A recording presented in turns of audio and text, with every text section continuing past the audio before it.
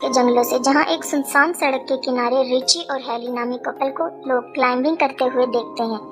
اب جیسے ہی ریچی اوپر پہنچتا ہے تو اسے اپنے سامنے گندے پانی سے بھری ہوئی ایک ندی دکھائی دیتی ہے،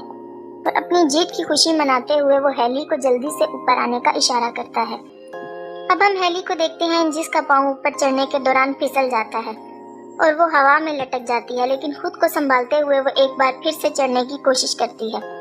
جہاں اس بار وہ ریچی کو مدد کے لیے پکارتی ہے، لیکن ریچی کو سامنے نہ دیکھ کر وہ پریشان ہو جاتی ہے کہ اچانک اپنے چہرے پر خون کے کچھ قطرے گرتے دیکھ کر وہ حیران رہ جاتی ہے۔ تو اس کی نظر ریچی پر جاتی ہے جسے کوئی اٹھا کر نیچے پھینک دیتا ہے۔ اب اس سے پہلے وہ کچھ سمجھ پاتی، کوئی اسے زوروں سے اوپر کھینچنا شروع کر دیتا ہے، لیکن وہ جلدی سے اپنی رسی کو کاٹتے ہوئے خود کو سنبھالتی ہے، پر وہ سنبھل نہیں پاتی اور نیچے گر جاتی ہے، جہاں اس کی نظر ریچی کی لاش پر پڑ جاتی ہے، جسے دیکھ کر وہ رو پڑتی ہے۔ اب اسی دوران اسے پہاڑی سے کچھ عجیب و غریب آوازیں سنائی دیتی ہیں، جسے سن کر وہ اپنی جان بچانے کے لیے اپنی گاڑی کی طرف بھاگتی ہے، لیکن تبھی اچانک اس کا پاؤں ایک نوکیلی تار میں پھنس جاتا ہے اور وہ گر جاتی ہے، اور وہ قاتل اسے کھینچ کر اپنے ساتھ لے جاتا ہے۔ اب ہماری نظر اس علاقے میں ہو رہی وارداتوں پر جاتی ہے، جہاں نیوز میں اس علاقے میں ایک کے بعد ایک گاڑی کے لاپتہ ہونے کی بات ہوتی ہے، یہاں تک کہ لوگ اس علاقے میں کسی آسیب کو دیکھنے کا بھی دعویٰ کرتے ہیں۔ اب ہم پھر اس علاقے سے ایک گاڑی کو گزرتا دیکھتے ہیں، جہاں ہم کیرس کو دیکھتے ہیں جو اپنے انٹرویو کے لیے کسی دوسری شہر جا رہا ہوتا ہے۔ اب سفر کے دوران وہ ایک ٹریفک جیم میں پھنس جاتا ہے، اور ٹریفک کو آگے بڑھتا نہ دیکھ کر وہ خود کو لیٹ ہوتا پاتا ہے۔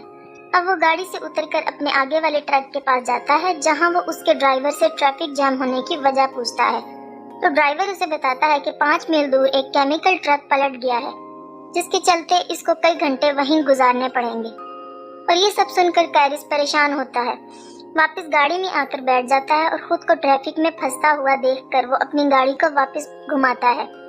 جہاں وہ اپنے لیٹ ہونے کی خبر اس کمپنی کو دیتا ہے، لیکن ایک پہاڑی علاقہ ہونے کی وجہ سے فون کٹ جاتا ہے۔ اب فون کی تلاش میں اس کی نظر ایک گیس اسٹیشن کے بورڈ پر پڑتی ہے، اور وہ اپنی گاڑی وہاں لے جاتا ہے۔ اب راستے میں اسے ایک کے بعد ایک لاوارث گاڑیاں نظر آتی ہیں، اور ان کے درمیان سے گزرتے ہوئے وہ گیس اسٹیشن تک پہنچتا ہے، جہاں اس کی نظر اسٹیشن کے مالک پر پڑتی ہے، جو کسی بیماری میں مبتلا لگتا ہے۔ اب وہ گاڑی سے اتر کر کمپنی والوں کو اطلاع کرنے کی کوشش کرتا ہے، لیکن فوڈ ڈیڈ ہونے کی وجہ سے وہ رابطہ نہیں کر پاتا۔ اب وہ گیس اسٹیشن کے مالک سے شہر پہنچنے کے دوسرے راستے کے بارے میں پوچھتا ہے، لیکن وہ اس کی باتوں کو اگنور کر دیتا ہے، لیکن تبھی اس کی نظر وہاں لگے ایک نقشے پر جاتی ہے، جہاں اسے شہر پہنچنے کے لیے کچھ کچا راستہ دکھائی دیتا ہے۔ اب وہ گیس اسٹیشن کے مالک سے اس راستے کے بارے میں پوچھتا ہے، جسے سن کر وہ اسے اس راستے کے جانے کی صلاح دے دیتا ہے۔ اب وہ گاڑی لے کر اس راستے کی طرف روانہ ہو جاتا ہے، جہاں وہ گھنے جنگلوں سے ہوتا ہوا ایک انٹرسیکشن تک پہنچتا ہے، جہاں اس سے ایک شارٹ کٹ راستے کا بورڈ دکھائی دیتا ہے۔ اب وہ یہ سب دیکھ کر سوچ میں پڑ جاتا ہے اور اپنی گاڑی کو اس کچے راستے کی طرف لے جاتا ہے، اور اس کی نظر ایک مرے ہوئے ہرن پر جاتی ہے، اور اسے دیکھنے کے چکر میں اس کی گاڑی سامنے کی گاڑی سے ٹکرا جاتی ہے، جس سے دونوں گاڑیوں کا بھیانک ایکسیڈنٹ ہوتا ہے، لیکن کیرس اس حادثے میں بچ جاتا ہے۔ اب اس گاڑی کے مالک شور سن کر اس کی طرف آتے ہیں، جہاں وہ اس کا حال پوچھتے ہیں۔ اب خود کو سنبھالتے ہوئے کیرس ان سے معافی مانگتا ہے اور نقصان کی رقم دینے کی بات کرتا ہے، ساتھ ہی وہ ان سے بیچ سڑک میں گاڑی کھڑی کرنے کی وجہ پوچھتا ہے، جہاں فرانسین اسے بتاتی ہے کہ سڑک پر کسی نے کنٹیلی تار بچھا رکھی تھی، جس کی وجہ سے ان کی گاڑی کا ایک ٹائر پھٹ گیا ہے۔ اب ان کی ایک سہیلی پچھلے گیس اسٹیشن پر جا کے کال کرنے کا کہتی ہے، لیکن کیرس انہیں وہاں جانے سے منع کرتا ہے، اور سبھی اکیلے چلنے کا فیصلہ کرتے ہیں، لیکن ایوان اور فرانسین گاڑیوں کی دیکھ بھال کرنے کے لیے پیچھے ہی رک جاتے ہیں۔ اب راستے کے دوران ان کی نظر سڑک پر مرے ایک نیولے پر جاتی ہے، جسے دیکھنے سے لگتا ہے کہ کسی نے درمیان سے ہی اس کو پھاڑ کر پھینک دیا ہو۔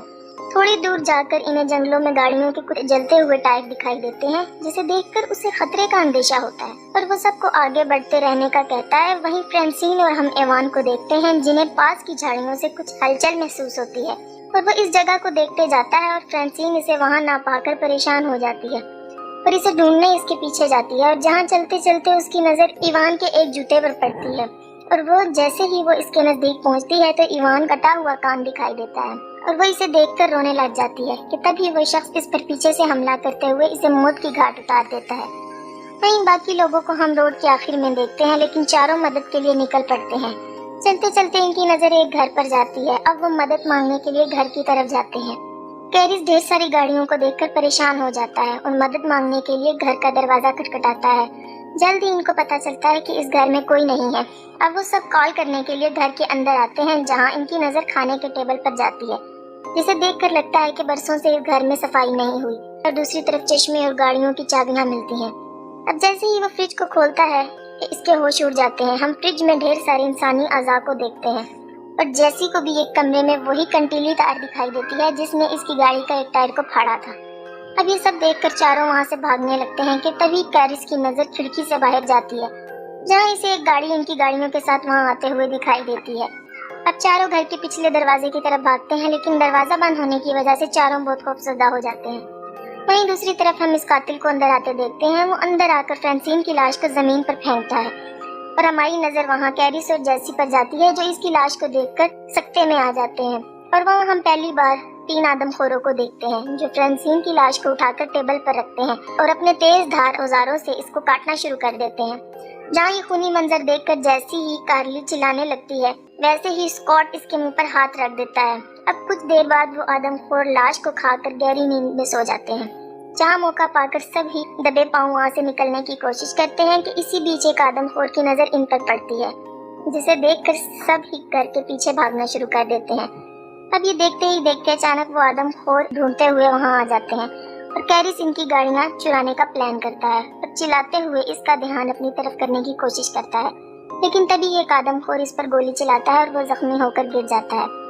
ये देखकर बाकी 3 हैरान रह जाते हैं। अब स्कॉट को जंगल में भागते हुए देखते हैं और जैसे ही इसकी नजर इस ट्रक की तरफ जाती है और वो इस ट्रक को देखकर इसकी तरफ जाने लगता है कि इसी वक्त एक तीर इसके सीने में आर पार हो जाता है और वो तीनों अपनी जान बचाकर भाग निकलते हैं।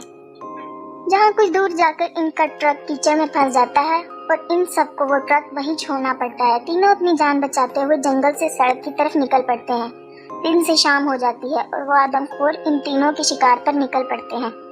दूसरी तरफ वो तीनों थक कर एक जगह आराम करने के लिए रुकते हैं, जहाँ कार्ली इनको ऊपर देखने का इशारा करती है और जैसे ही वो पलट कर देखते हैं, इन्हें अपने सामने एक वॉच टावर दिखाई देता है, जिसे देखकर वो खुश होते हैं और हम इन तीनों को ऊपर चढ़ते हुए देखते हैं और ऊपर किसी को ना पाकर वो उदास हो जाते हैं। जैसी को वहाँ एक फर्स्ट एड बॉक्स मिलता है, जिसकी मदद से वो कैरिस की मरहम पट्टी करती है। दूसरी तरफ कार्ली को एक पुराना रेडियो मिलता है। कार्ली रेडियो ऑन करती है, मदद मांगती है, पर कोई आंसर नहीं आता। कैरिस को नीचे से कुछ आवाजें सुनाई देती हैं और वो देखता है तो इसकी नजर नीचे से गुजर रहे इन तीनों आदमखोरों पर पड़ती है। वो तीनों टावर पर चढ़ते हुए दिखाई देते हैं और इनको ऊपर आता देखकर कैरिस वहाँ रखे हुए सामान को टावर के एंट्री गेट पर रखना शुरू कर देता है और कुछ देर बाद वो इनको वहाँ से जाते हुए आता है और कार्ली रेडियो पर अपने लोकेशन बताती है और तभी वो आदम को रेडियो की वायर को तोड़ डालते हैं और टावर को आग लगा देते हैं। अब खुद को जलता देखकर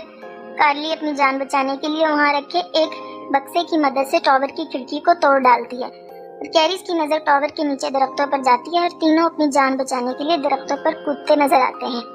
जिन्हें नीचे खड़े आदमखोर देख लेते हैं और तीनों को पकड़ने के लिए दरख्तों पर चढ़ना शुरू कर देते हैं और इनको आता देखकर वो तीनों एक दरख्त से दूसरे दरख्त पर जाते दिखाई देते हैं, जहाँ एक दरख्त को पार करने के दौरान एक आदमखोर कार्ली के नजदीक पहुंच जाता है और मौका पाकर अपनी कुल्हाड़ी से इसके चेहरे पर वार करते हुए इसके 2 टुकड़े कर डालता है। अब कैरिस खुद को संभालते हुए उठता है और तभी उसे अपने पीछे एक गाड़ी का शोर सुनाई देता है और इसे एक पुलिस की जीप दिखाई देती है और वो भागते हुए इस गाड़ी को रोकता है। जैसे ही पुलिस वाला इसकी मदद के लिए आगे बढ़ता है, उसी वक्त एक तीर इसकी आंख के आर पार हो जाता है। अब हम एक आदमखोर को देखते हैं जो कैरिस को मारने आता है और कैरिस अपनी जान बचाकर गाड़ी के नीचे छुप जाता है और अब आदमखोर इसे देखने के लिए नीचे झुकता है और गाड़ी के नीचे कुछ ना पाकर वह हैरान रह जाता है। और अब हम इस घर को देखते हैं जहाँ इन आदमखोरों ने जैसी को बांधा हुआ था और जैसे ही वो वन आई आदमखोर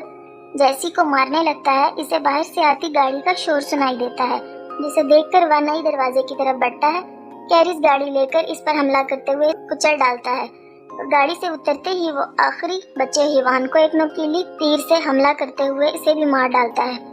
कैरिस जैसी को बचाते हुए इसे खोलने लग जाता है और इसी बीच एक आदमखोर इस पर फिर से हमला कर देता है। अब कैरिस को मरता देखकर जैसी पास रखे एक तीर की मदद से इसे मार डालती है। अब वो दोनों घर से बाहर निकलते हैं, लेकिन उसी बीच कैरिस की नजर पुलिस की गाड़ी पर जाती है, जहां वो इसकी गाड़ी के फ्यूल बॉक्स को निशाना बनाता है, जिसके चलते वहां एक जोरदार धमाका होता है और इस घर के पर कच्चे उड़ जाते हैं। अब हम दोनों फिर से इस सड़क को देखते हैं जहां वो दोनों ट्रक के जरिए गैस स्टेशन तक पहुंचे थे और ट्रक को अपनी तरफ आता देखकर स्टेशन मालिक डर कर दरवाजा बंद कर देता है और कैरिस ट्रक से उतरता है और वहाँ लगे इस मैप को उतार कर रवाना हो जाता है।